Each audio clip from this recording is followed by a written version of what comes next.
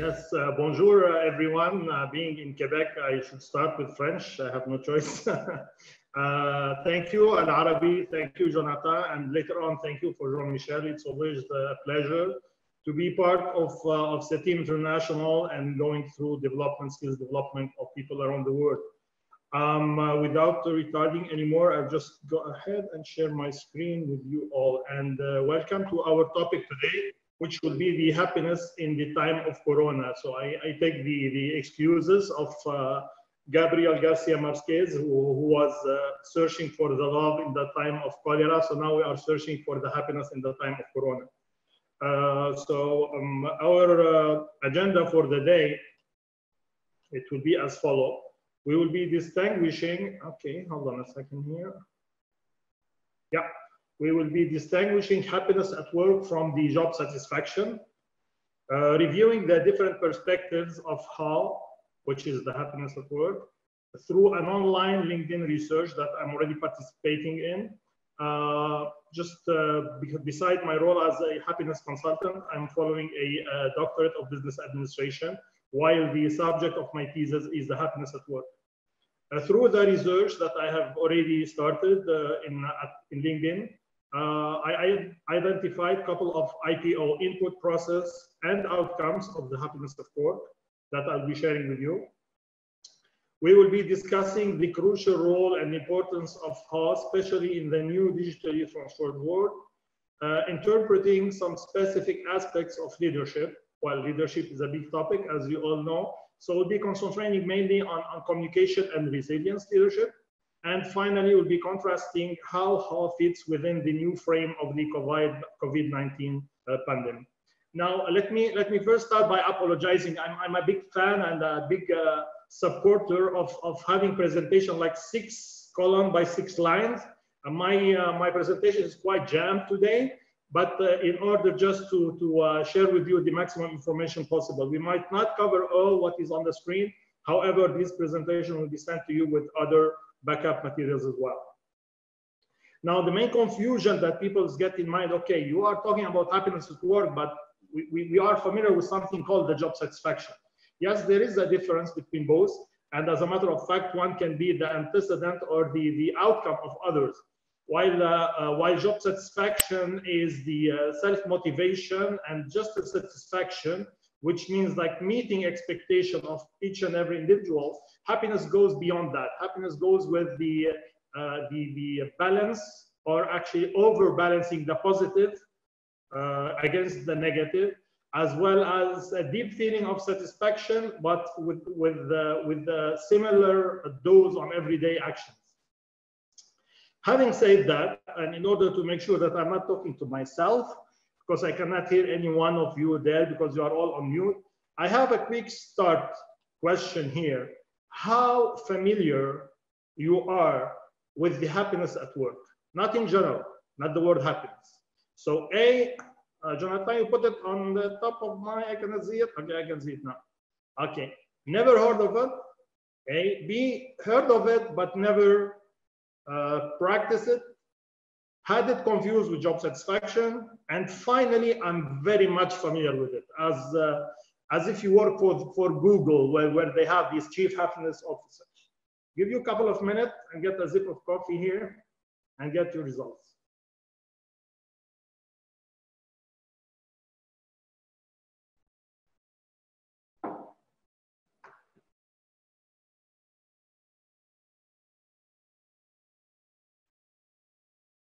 Okay, usually you give 1 minute, right, Jonathan? I believe so.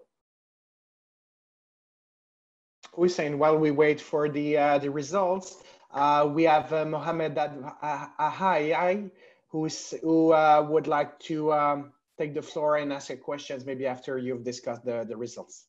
Maybe Absolutely. we can give him the floor. Yeah, you go ahead.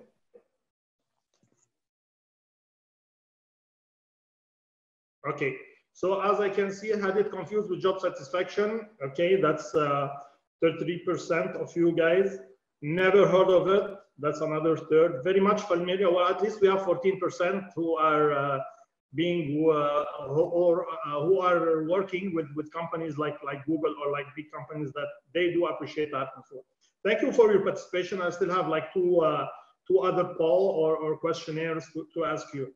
Now, to move forward, my LinkedIn research, I mean, it was run through 3 languages, Arabic, French, and obviously English, and with a simple question. I cannot call it a research, it's just like a testing, if you wish, or just getting the opinion. And I'm blessed that I have like people all around the world who participated in that. And the question was, how would you define the happiness at work based on your personal and professional experience and interaction with others?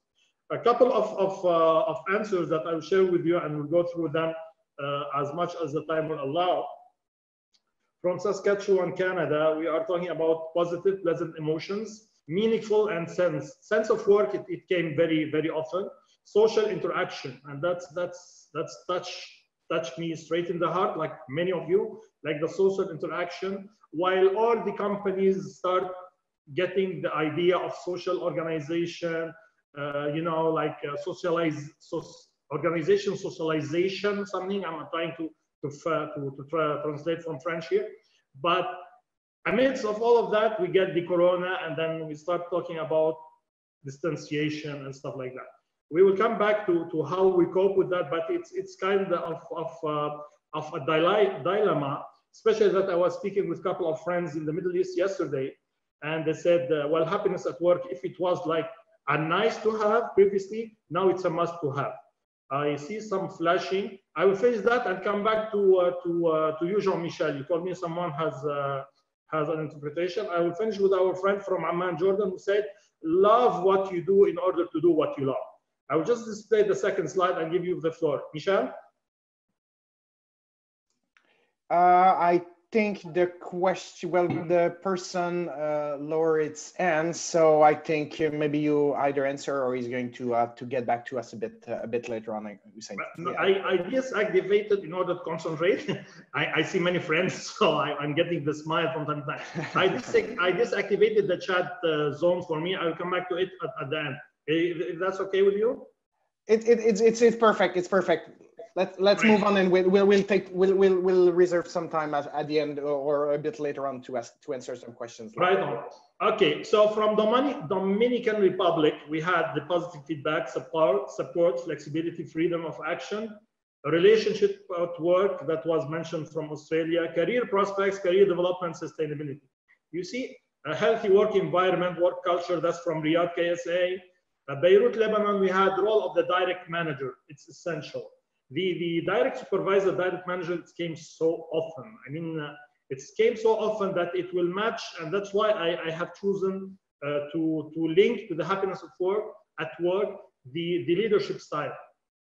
Synergy between colleagues, respect, open communication, and appreciation that came from Amsterdam. Motivated and engaged employee whom are passionate.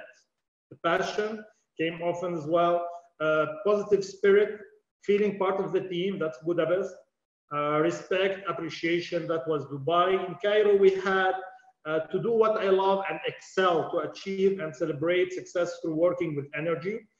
Intellectual challenge, collaborative atmosphere with colleagues, that was from our neighbor here in Montreal.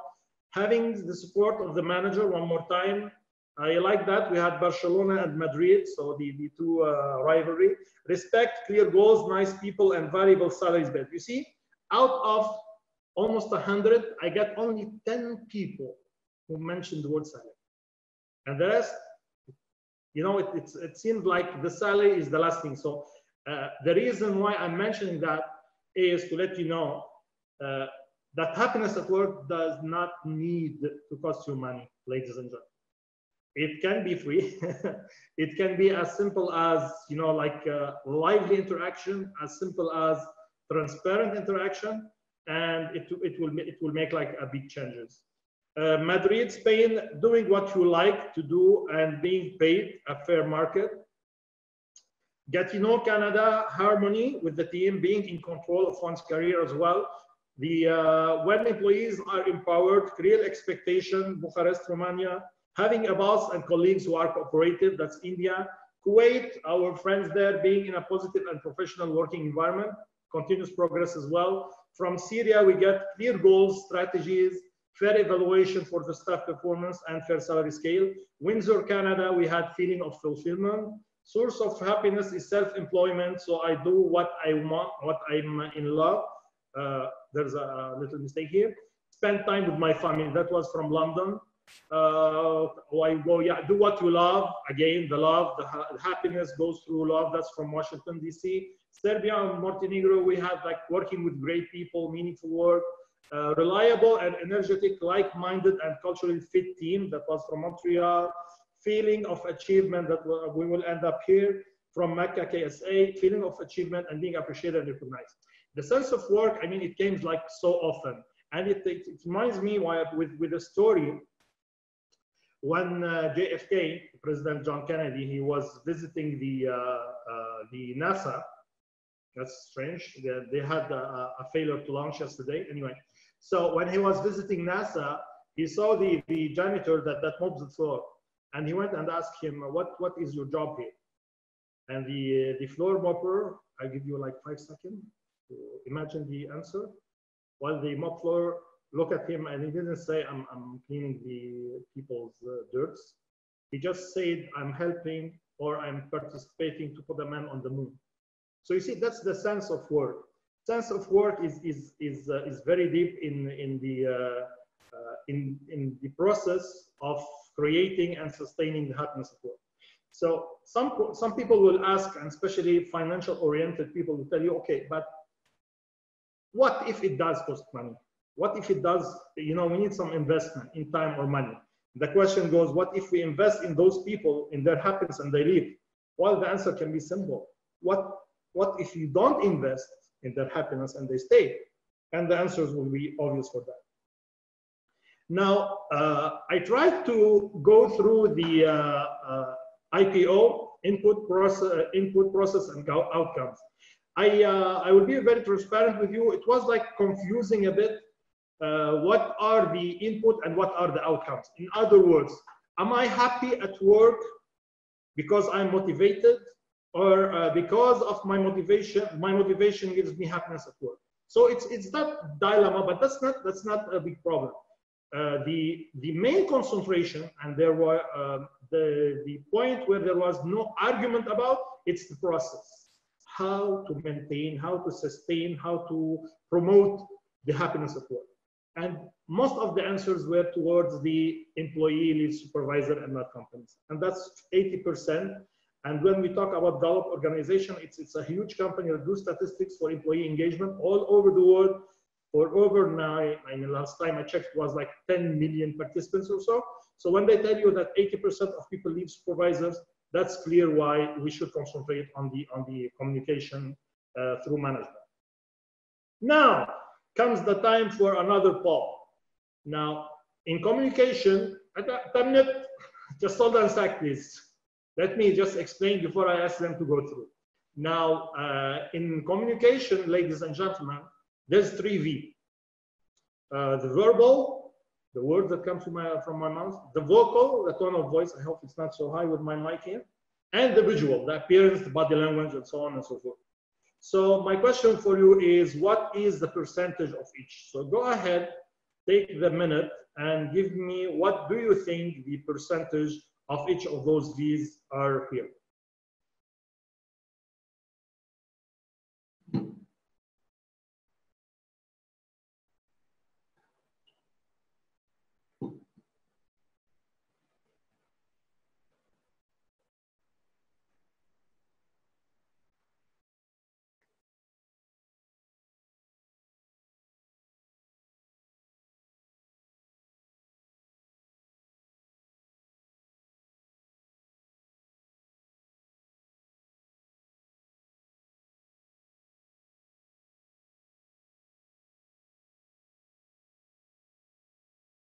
It's interesting to see the poll changing.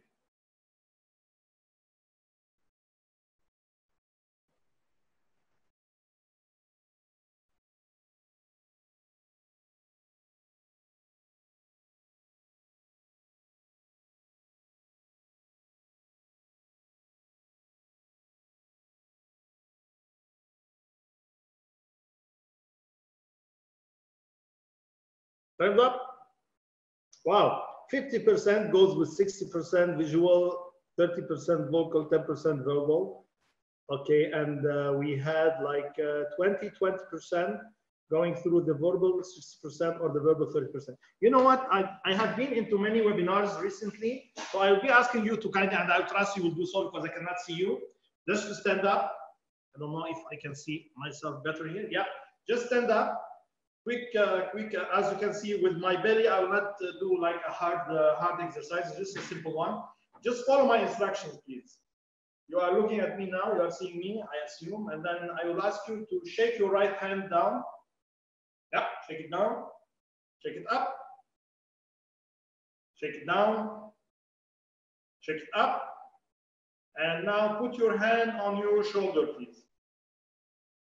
Now, with a quick answer, and Jonathan can share that with me later on, how many of you put your hand on your shoulder, as I said, and how many of you put it on your head, as I showed? The reason for this exercise is first to kill a bit the monotonous way of you know, the webinar and make it a bit interactive, as well as to let you know that our people, when we are on the stage as managers and leaders, we cannot tell people to do as we say. We need to tell them to do as we do. And that's basically it. Now, congrats for those who had the visual more. Actually, it's 55-38-7, but I made it like 60-30-10 in order to get a better results from you guys. The 3 V's, I mean, research done by a psychologist, Dr. Albert Morabian, who shows that 55% goes body, 38% voice tone, and 7% only the word. Now, despite the little percentage given to the word, they're still important and they're still affecting people's life. But the more effect is the how we act as a managers. And that's very true. And hence we have a new word called the resilient leader. It's designing from the heart and acting from the head. That's what resilience is all about. Sure thing, during and after the pandemic, nothing will be the same. No one can never tell you when and if or how this pandemic will end. Personally, being a previous hotelier and, you know, like a world traveler, it hurts me personally to see the economic downturn of all the activities. However, it's up to us to get busy dying or get busy trying, or like the Shawshank Redemption movie said, it's keep busy living or keep busy dying. Now it's mainly about leaders to prove that to their followers, because they need you and they need you more than any time. Now, resilient leader, the second point says here, must simultaneously take a hard rational line to protect financial performance. That's very much understood. And however, when you own the narrative, resilient leaders, they seize the narratives at the outset, being transparent in the current realities. It's time to get closer. I mean, like with the social distanciation, we have to be closer by heart, by discussions, by blowing off the steam. Let me see what else I have here for you. Yep. Before we move on, Hussein, I think we've got a very interesting comments from Patricia, who is she's talking about the concept of happiness itself. Does it mean that we have to customize our practices to each location, or maybe to substructure based on social differences? Because happiness doesn't mean the same to everyone, for sure, but most likely not to all countries. That's all cultures. Yeah, that's a great question, and coming from one of the participants all over the world, it's very appreciated, especially working with SETYM, which is in you know, like spread international. That's very true. It is customized, and it must be customized. What makes you happy in Dubai might not be the same thing that makes me happy here in Riyadh, and vice versa, or our friend in Serbia and Montenegro. Now, hence the importance of the communication. Nothing prevents the leader to go through transparent communication. You know, I understand the operational part of it. You cannot go like a la carte and start thinking, okay, what makes you happy, and make a list. It's by knowing your people that how you know what makes them happy. Asking me about the kids, I have 4 kids, by the way, asking me about my kids just once a day, maybe that makes me happy. So when you get to know that, just giving me, you know, like a quick 5 seconds, it does not cost money. It's all about human interaction, and nothing better than asking what makes people happy. Now, like Twitter and Facebook, for instance, I mean, COVID-19, I should remove is the biggest change we are to face. I keep telling my kids, it's something you will be talking about for the remaining generations to come for you. And it puts people together. Now, it's kind of interesting that currently we have some common happiness drivers. You know, we are all in this together. We are all in this in the same, you know, almost same dose. So like when they announced Twitter started by announcing working from home forever, Facebook are studying the possibilities. You know, it's quite interesting, and to continue further with the leadership, I kept a couple of quotes for you here, but I'd like to concentrate more on that lady. I don't know if you know her, that's Jacinda Ardern. She's the Prime Minister of New Zealand. And what she said is, one of the criticisms I have faced over the years is that I'm not aggressive enough or assertive enough, or maybe somehow because I'm empathetic, I am weak. I totally rebel against that, and I refuse to believe that you cannot be both compassionate and strong. And that's very true. I mean, nothing on earth can make you or can prevent you from being, you know, like compassionate, you know, leading from love. Like now we have new eras of leadership. We talk about ethical leadership. We talk about spiritual leadership. Another part of my doctorate thesis will be on the bienveillance leadership. I mean, the translation is benevolent, but it's not the same. So why not? And to go back to that important question, hence the importance of the diversity, and hence the importance of knowing your team and knowing what they are about. Because, as I said, when and that's Dr. Malcolm X who said that, when I replaced with we, even the illness becomes wellness. It's very, very interesting thought. Now I put that's the Ça va bien aller, it will all go well. And that's the rainbow, you know, like logo, if you wish, that has been developed here in Quebec. I don't know if it's across the country as well, but you know, you can see it. I had my kids like decorating a couple of them, you know, like making the coloring some of them. I have one in my car, one in the office. And you know, again, I get the permission of Mr. Gabriel Garcia Marquez. I mean, like Florentino, his famous Florentino, he never gave up to reach the love of Fermina.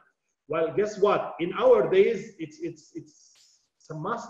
Like my Bahraini friend said yesterday, it's a must to seek happiness, especially through the managers and supervisors for themselves and others as well. I know that, okay, I will run another poll and then I will leave, because I saw many hands raised from different countries of the world, like countries that I love to be in. But I will stop after that poll. Now, before moving to almost the last part of our presentation, which is the COVID-19, honestly and transparently, what happens in when a webinar stays in Vegas? Tell me honestly, I mean, do you see positivity in Corona? Or are you neutral about it? Or you see nothing positive about it? Jean-Michel, yours, if you have something to add. Personally, I would say, because I'm not allowed to answer, I would say I see more positive things in Corona than negative ones. I mean, as we can foresee, things are going to go back to another normal, as we now say. That has helped me to take a step back and look at things differently, and maybe what we should do all quite more often than we do, reprioritize our most important things. So yes, it had for sure negative impacts, though positive ones, and that's what the biggest lessons. It's what I've tried to teach to my kids is there's always something positive in all situations, something negatives, make the most of it. That's very true. And while the voting is completed, I would like also to share a personal story with my son. I have a twins, baby girl and baby boy. They are 11, still babies for me. But then the boy, Muhammad, I mean, he asked me, well, at the start of the corona, we had the school stopped like everywhere else in the world. And Muhammad came to me and asked, because he's in 6th grade and next year is the high school. So he said, Dad, what will happen if the school will not open? I said, well, as I can tell, you know, your vacation started earlier this year, so enjoy it, and you know, keep studying. I mean, mom is teaching you at home, so benefit from that. And I said, okay, what will happen if next year the corona will still there, and you know, nothing will happen, and we will not go to high school? I said, well, you know, I'm sure the ministry, and there's plenty of great brains in the country, that they will sort out something. And then he goes, what if I said, stop right there? Stop right there. Now, let me ask you a question. What will happen if an earthquake will happen right away, and the earth will open and will swallow us all? Your mother, myself, your sister, and your brother. It was a bit harsh, but you know, I wanted to send him a message. If we keep figuring out or imagining or thinking of bad scenarios or negative ways, well, guess what? We can. I have a mass, as he says in the Quebec accent. So, but you need to concentrate on the positive. Now, I'm thrilled actually. 77% they see positivity in Corona, which is great. And as a matter of fact, the question is, and you can kindly share in the chat zone with Jonathan, what are your thoughts, and what are the positives you see in it? From my side, well, I know it's evil to say it, but I have to say it. I mean, the worst case scenario, you know, like forecasted by scientific all around the world, is the 1% death of the total population. Guess what? If we reach that worst case scenario, that's Canada, by the way. That's 350,000 deaths in Canada. God forbid, but that's the worst case that happened. So what we will be doing with the remaining 99%? That's one. You need to admit it's big, it's huge, it's terrifying. As a matter of fact, I have a fixed appointment with the bad thoughts that comes almost every night at 10:30. I mean, the kids are sleeping, the wife is sleeping.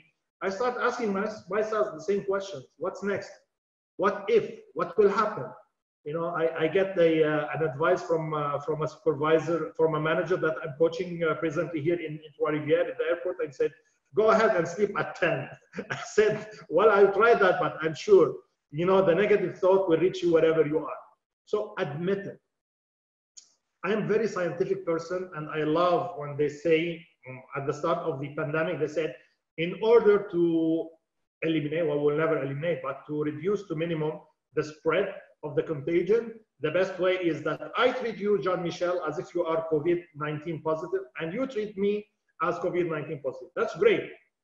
But what about the human interaction? What will happen next? I mean, when my wife takes the kids for a walk around the block, and she comes at evening and tell me, you know what? I mean, people don't seem nice anymore. They feel like really angry. They feel like sad.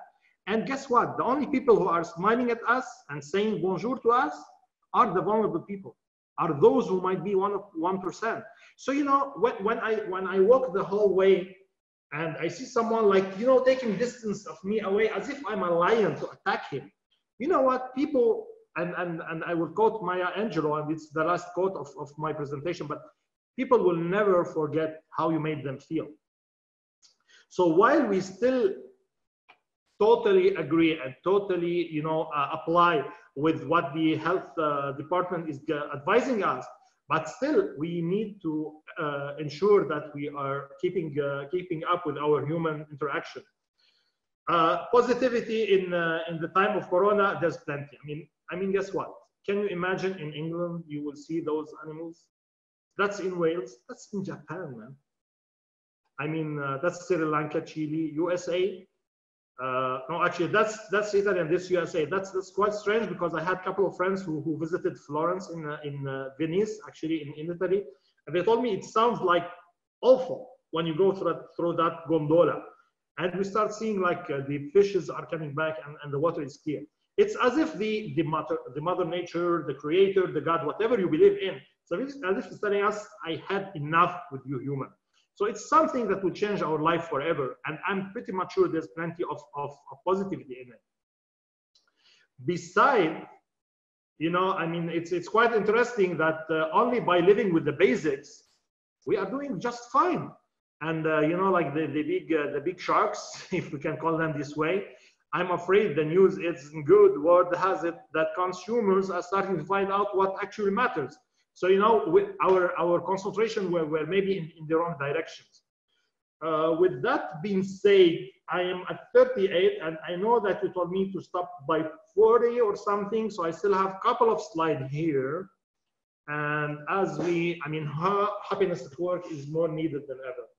I mean, with the continuous dehumanization, I mean, you know, like artificial intelligence, you know, and you name it. I mean, digital transformation, remote working, differentiation between like the social distancing and the social isolation. It's really the time to look at the happiness and try to promote that. As we can no longer look at sustainability as just a nice to have, but instead as a global imperative. Well, guess what? Same should apply to how, because from my modest opinion, I mean, the sustainability is the human capital. I mean, the happiness is the human capital of sustainability. Maya Angelou, I mean, that lovely lady who has the same name of my wife. I have learned that people will forget what you said. People will forget what you did, but people will never forget how you made them feel. That being said, presentation to be made to all the participants through SETYM, of course. We will follow up on questions. I know that we will keep like the last 15 minutes for questions or last 10 minutes or so. I will be, you know, like hammering you with some additional readings, mainly from HBR, Harvard Business Review. And if you did not yet, I will send you an invitation, if you don't mind, to participate in my DBA How Researchers. That's the reference. In normal life, it's time to get a hockey tie, to get a selfie together, but we need to adapt to changes. You can write down the last question, what helped you learn today? You can kindly add those feedback and send it to the chat room. And if there's any rooms of improvement, you are more than welcome to share it with us. Merci, and it's time for questions.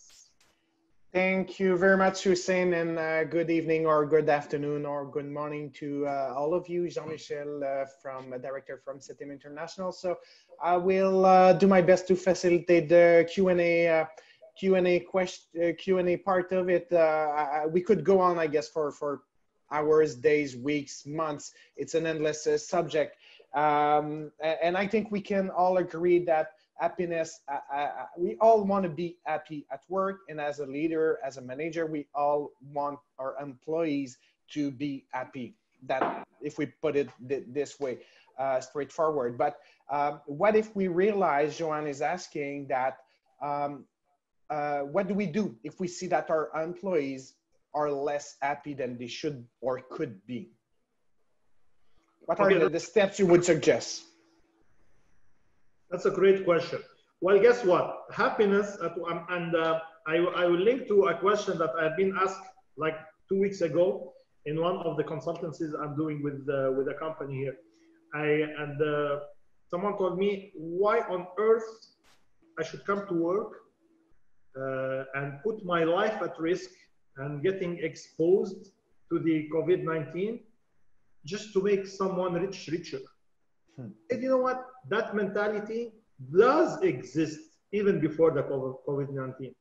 So that mentality of people not being happy at work, it will always be. You can never, ever have everyone happy at work.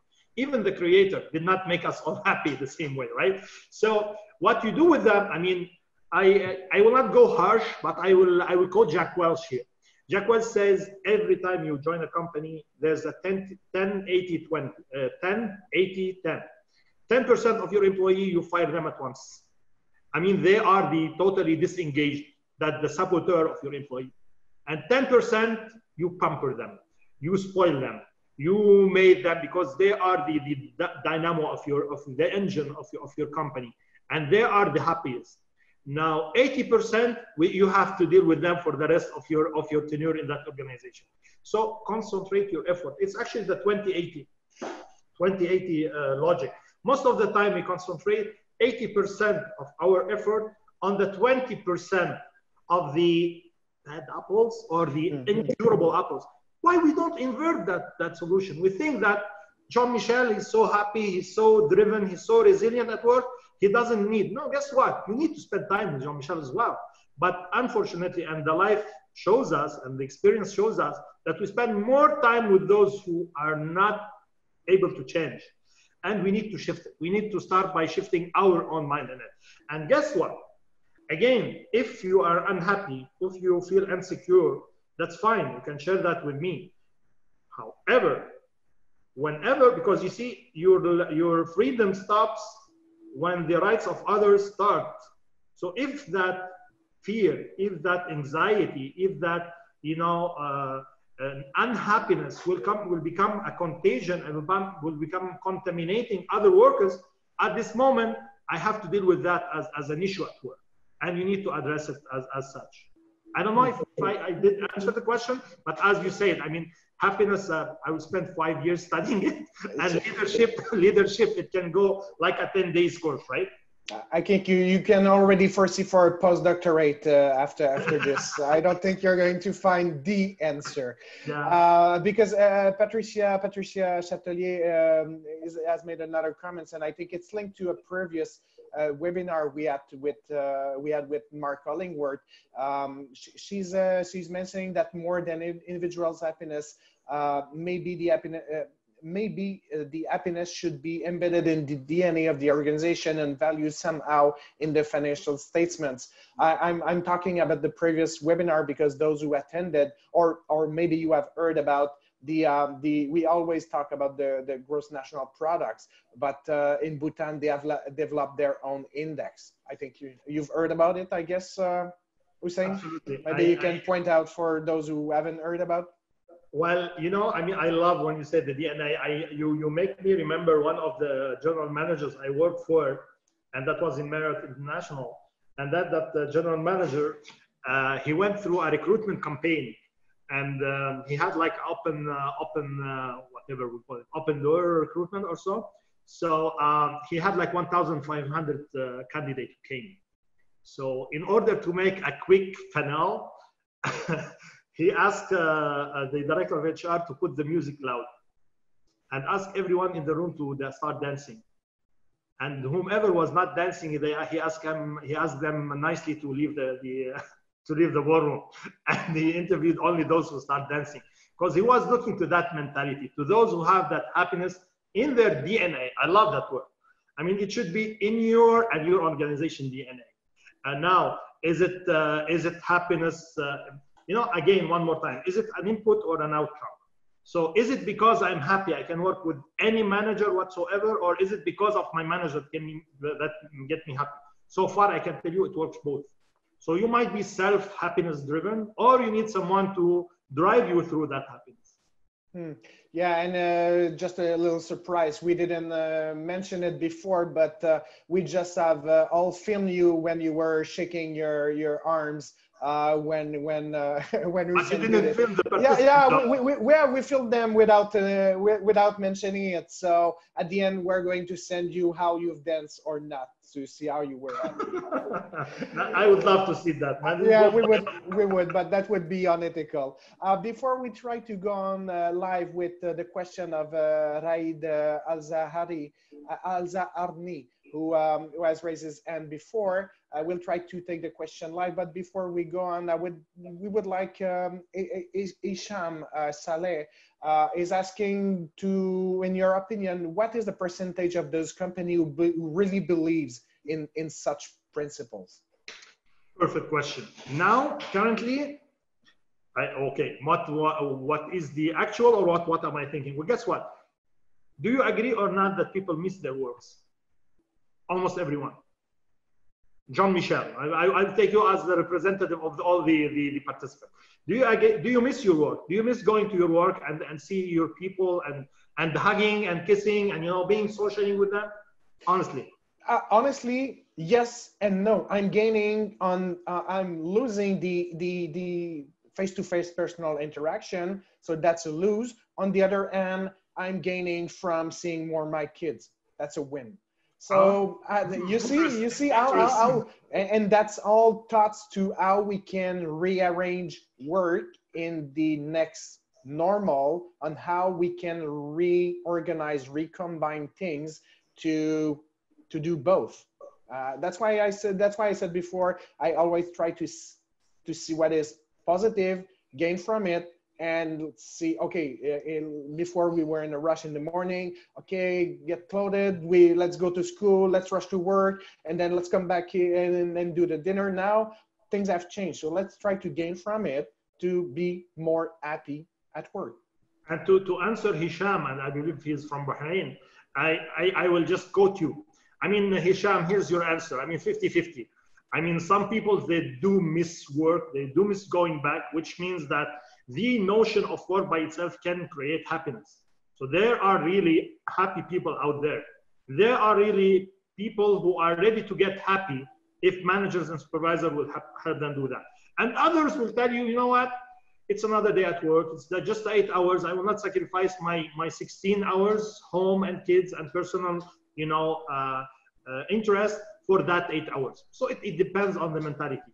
Now, going back with all what's happening around us, I think, and I cannot say I think, I'm a hard believer, otherwise I will stop my thesis, that everyone should invest in happiness at work because it pays. Maybe not on the little run, but on the medium and long run.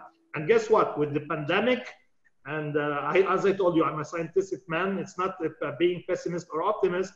I don't see a reopening or a life being to normal, whatever the normal can be, before like 1 or 2 years minimum. Don't quote me on that. But again, so we have enough time to planify. We have enough time to get to know our people, for the question that came earlier, and happiness depends on diversities and so. So it's time to make the arrangement. Totally right. Totally right. Maybe Jonathan, we can try to see if it's possible to ask Ray to ask his question live. Yes, absolutely. Rayad, are you still there? No.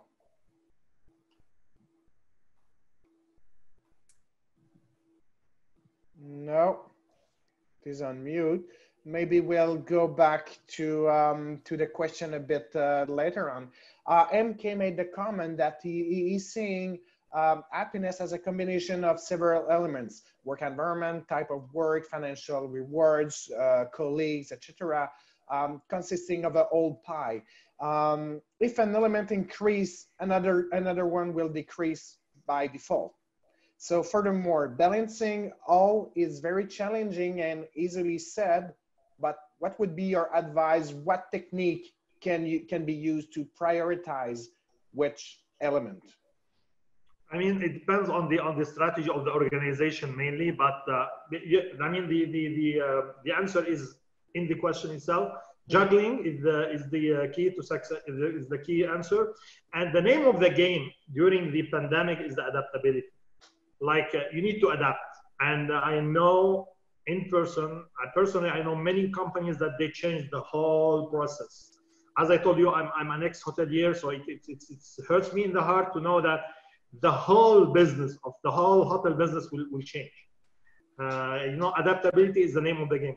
I just opened the panel, and I had Monica Simiento, which is a great friend of mine, and she's talking about the equity and the gender equity and the woman and folks of happiness. So and even she's writing in Italy here. So yeah, I mean, I totally agree with you. But well, luckily I know that you are in Trois Rivières. The schools are open now, but for those whose schools are still closed, it's very tough.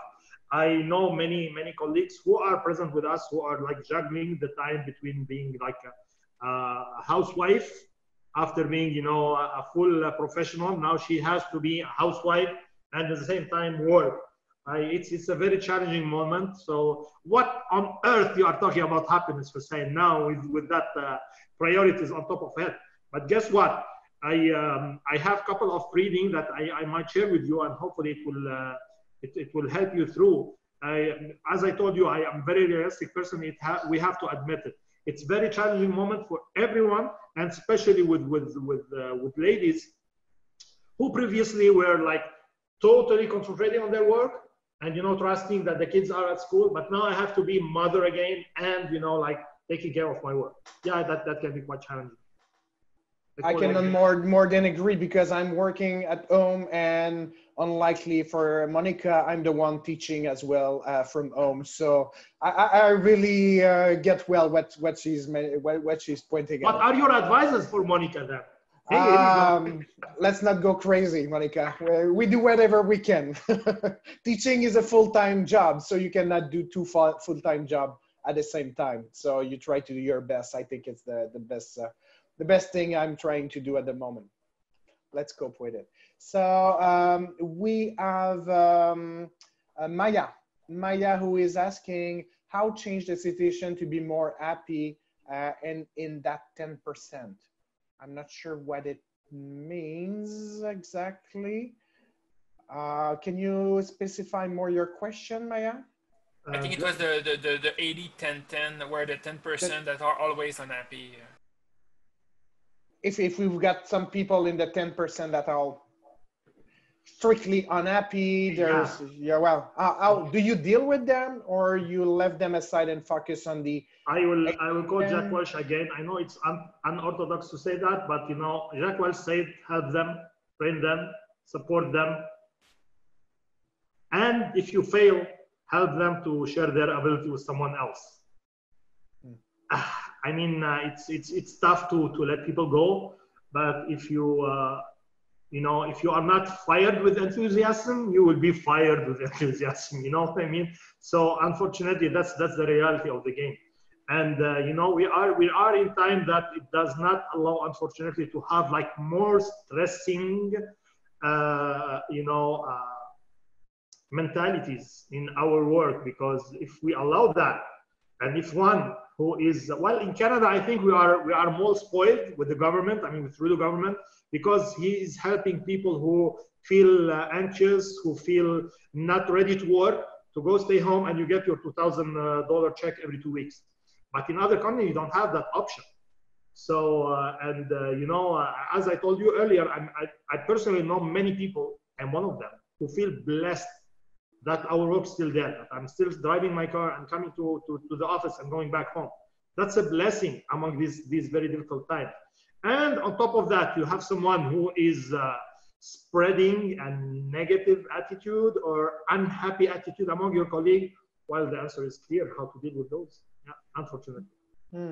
And would you say that Aqua is saying, do job satisfaction creates happiness at work?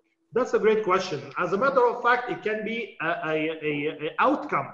So the happiness of at work can lead to job satisfaction, which is, job satisfaction is more a state of mind. So I'm satisfied when I go to my boss and ask him for like, I don't know, a Friday off for my doctoral studies, for instance.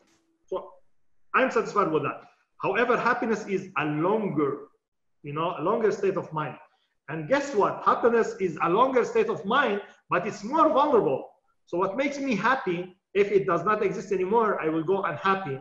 And then I will not do psychoanalysis here, but just in general. So the main takeaway is job satisfaction can be one of the outcomes of the happiness, as well as the engagement at work, as well as the motivation at work, as well as the emotional attachment to my organization.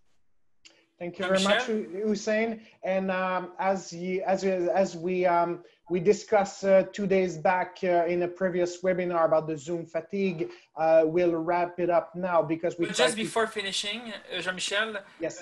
Just a follow-up on Raid Al-Zarani that tried to add a comment. I just wanted to let you know what he was trying to say to us. It was about the Marriott hotels launching programs like the well-being programs, including stress management, exercising, and fitness to help the well-being of their employees and adding for the happiness at work in their workplace. So that was the comment he wanted to add. Well, award because I'm emotionally attached to that great organization, especially to Mr. Marriott. And if you can go and see the message of Arne Sorensen, the CEO of Marriott, it was very, very, very touchy because he is going through a special health situation that happened to be in the time of pandemic. So there's great of lessons here. We can great of emotional and ethical and like resilience leadership lessons that we can learn from that organization. Actually, yeah, pretty much agree. Thank you very much for sharing. And again, thank you very much, Hussein. And I think I will end up with the comments of MK who said, I believe top leaders and policymakers should drive that. And why not reaching out more and drive the changes? So it's in this time of crisis, there's always opportunities and constraint that rises. And in this one, to conclude on MK comments again, it is very interesting to listen and watch these webinars. Before, probably we didn't have time or we're not taking the time to do so. Let's see this as an opportunity. And those of you, many of you are interested about human resources. Those who want to continue sharing their thoughts about it, we will have another webinar on June 10 by somebody that Hussein knows well, Karen Diaz. Will facilitate one webinar on June 10, same time, same channel, on mitigating unconscious bias in the HR and project management. So that's going to be another webinar for those of you who want to continue in the path of HR. Those who are more interested about the financial aspect of the crisis, I invite you to join us next Tuesday, June 2nd. We will have one former Minister of Finance of Quebec, Mr. Alain Paquette. We will be discussing the more or less likely macroeconomic implication of the great unknown, as he's calling it. So these are examples of webinars that will take place. As well, for those of you who speak French, you can go on our website, setym.com/webinar, and you can see the upcoming webinars that will take place in French once or twice a week. So I think you're saying you want to say a final word before we go on? Yeah, actually, yeah, I love the MK comment here. So why not reaching out to them and drive the changes? That's very true. And guess what? It's a secret. What happened in webinar stays in webinar. Actually, it was one of my plans once the research is done to go through the policymakers and try to make changes. See, I'm very proud of the country where I'm in and that I became one of their citizens, which is Canada. However, the Scandinavians are ahead of us. We have to say that. And one of their, and that was prior to COVID-19. They did like the 4 working days instead of 5. It's not only a driver of happiness because you are getting one more day for Jean-Michel to enjoy the time with his kids, but actually it's also to protect the environment. Guess what? After that confinement that kept people like 3 months away from work, I don't think it will be like very tough to have that, 1 day extra off. And guess what? It might be, I don't know, you work Monday, you go home Wednesday, and then you come back Wednesday, Thursday. I don't know, like plenty. And I totally agree. If there is no buy-in from the top leaders of the country, things will not change. But I do believe people here will listen. And if they don't listen, we'll find someone else who will listen in the next vote, right? Exactly. So why don't we protest for 3 days of work a week and then get in advance of them? So thank you. I would like to thank you very much, Hussein, to all of you.